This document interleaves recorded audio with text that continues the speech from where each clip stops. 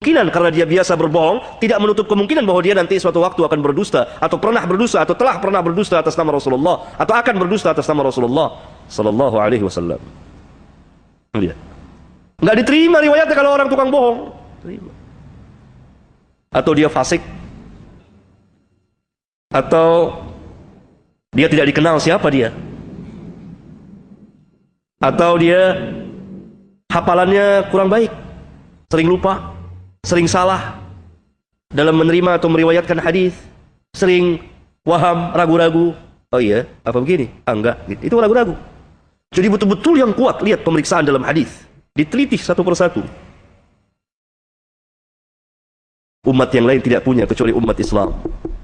Sehingga dengan adanya isnad itu dapat dibedakan mana Quran, mana hadis, mana perkataan Nabi SAW, mana perkataan sahabat, mana perkataan sahabat dan mana perkataan tabi'in, mana perkataan tabi'in, mana perkataan tabi'ut tabi'in, dan seterusnya. Oleh karena itu ulama kita dahulu mengatakan al-isnadu minad din, walaulal isnad laqala man sya'a ma sya'a. Sanad itu adalah sebagian dari agama. Al-isnadu minad din. Isnad itu adalah bagian dari agama. Kalau seseorang membawakan nama Nabi, mengucapkan atas nama Nabi bahwa Nabi SAW telah bersabda demikian, ditanya, mana isnadnya? Kalau sekarang, isnadnya telah tertulis di kitab-kitab hadis. Tidak seorang pun membawakan hadis di hadapan kita, melainkan akan ditanya oleh manusia, siapa perawinya Pak? Ya Ustaz, siapa perawi hadis itu? Di kitab apa tercantumnya? Ini tidak hidup lagi di kalangan kaum muslimin. Tidak boleh membawakan hadis tanpa menyebut riwayat, kecuali yang ahli hadis. Dia harus terangkan, hadis ini riwayat fulan. Saya sering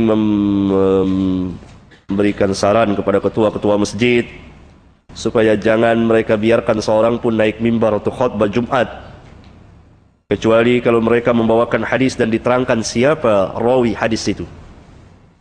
Hadis itu dikeluarkan oleh siapa? Bukhari, Muslim, Abu Dawud, Tirmidzi, Nasai, Ibnu Majah, Ahmad dan seterusnya, supaya mudah orang mengeceknya betul tidak. Pernah seorang membawakan hadis, ad-dinu huwal aqlu, man la aqla lahu la dina lahu. Pernah dengar hadis itu? Hah? Dengar enggak? Nah, agama itu adalah akal. Barang siapa yang tidak berakal, maka dia tidak beragama. Lalu sebagian pemuda yang biasa belajar menegurnya, menegur ustadz tersebut, siapa perawinya.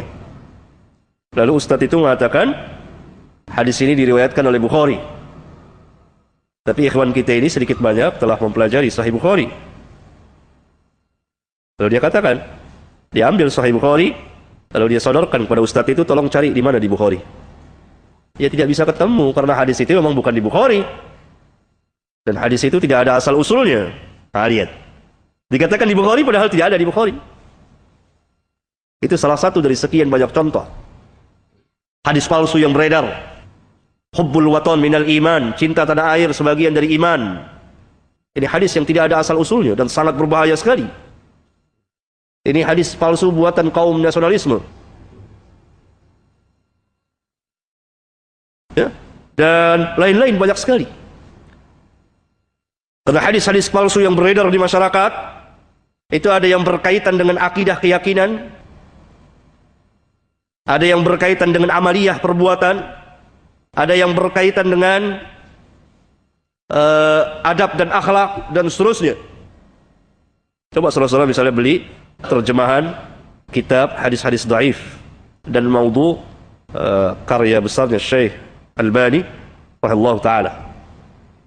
Sudah diterjemahkan. Bisa dilihat di situ bahayanya hadis-hadis dhaif dan palsu.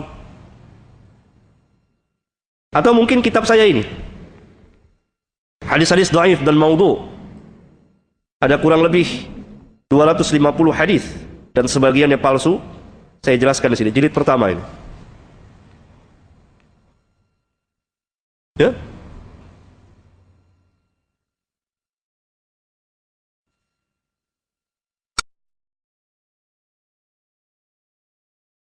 Berarti dalam rangka memelihara hadis-hadis Rasulullah sallallahu alaihi wasallam, menjaga nama baik beliau sallallahu alaihi wasallam, memelihara sunnah beliau sallallahu alaihi wasallam, maka pertama kita harus mengulang kembali mempelajari hadis Rasulullah sallallahu alaihi wasallam.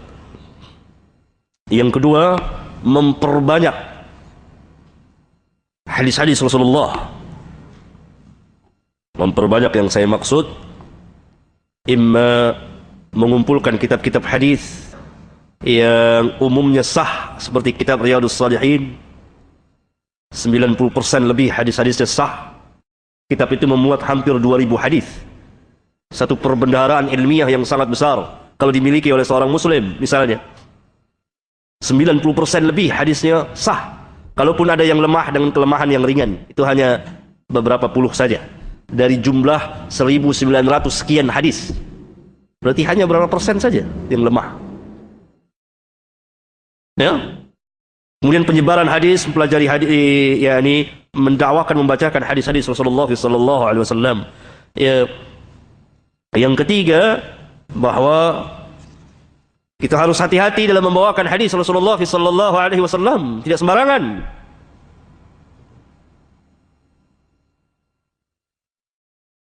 Yang telah sahlah kita bawakan, atau yang telah dikatakan sah oleh para ulama. Yang keempat, kita harus bertanya kepada orang yang membawakan hadis yang kita ketahui bahwa dia bukan ahli hadis. Kalau ada hadis-hadis beredar, tanya ini riwayat siapa? Riwayat supaya bisa dicek, diteliti kembali oleh ahlinya, betul tidak hadis ini. Tapi jangan saudara tanyakan sah atau tidaknya, karena umumnya mereka tidak tahu mana hadis ini sah atau tidak. Sekarang ini banyak beredar hadis-hadis dhaif, hadis-hadis yang sangat lemah, hadis-hadis yang palsu. Lihat hadis yang sering beredar, utlubul ilma walau bisin, tuntutlah ilmu meskipun sampai ke negeri Cina. Ini hadis batil. Pernah dengar hadis ini? Hadis batil, sangat lemah kalau tidak mau dikatakan palsu. Ada lagi hadis, utlubul ilma minal mahdi ilal lahdi. Tuntutlah ilmu dari buayan sampai ke liang lahat. Ini bukan hadis Rasulullah SAW, peribahasa. Nggak boleh kita katakan kalau Rasulullah terkena dengan hadis ancaman tadi. Berbohong kita atas nama Rasulullah sallallahu alaihi wasallam. Ada lagi hadis, raja'na minal jihadil asghar ilal jihadil akbar, ay jihadun nafs. Kita berangkat, kita kembali dari peperangan yang kecil menuju peperangan yang besar. Sering dengar hadis itu? Ada lagi hadis, ikhtilafu ummati rahmah, perselisihan umatku adalah merupakan rahmat. Ada lagi hadis, ini ikhtilafu ummati rahmah, itu bukan hadis, tidak ada asal usulnya. Ada lagi hadis, ma lam yahtam bi amril muslimin falaysa minhum. Falaysa minni atau falaysa minhum. Barang siapa yang tidak mempunyai himmah memikirkan keadaan kaum muslimin, maka dia bukan dari golongan mereka. Ini hadis-hadis yang lemah, yang sangat lemah dan yang palsu.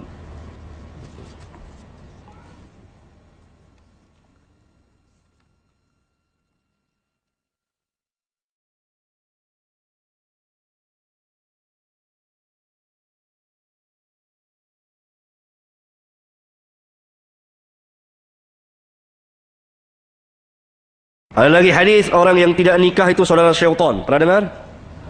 Belum pernah dengar. Ini hadis dhaif. Hadis dhaif. Ada lagi hadis palsu, misalnya kata-kata Aisyah bahwa aku tidak pernah melihat auratnya Rasulullah SAW. Ini hadis palsu.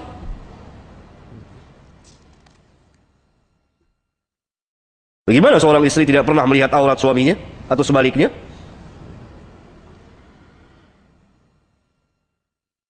Kemudian hadis yang bisa bikin jadi permasalahan antara hubungan suami istri.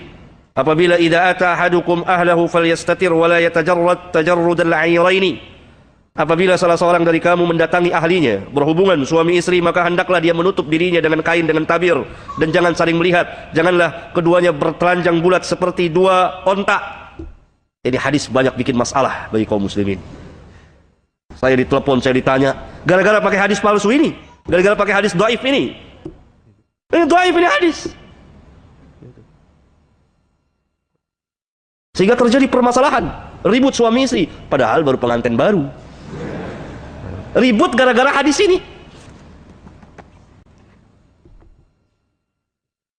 Itu saya ditelepon saya, wah, Masya Allah. Saya bilang itu hadis dhaif. Kalau sudah suami istri sudah bebas.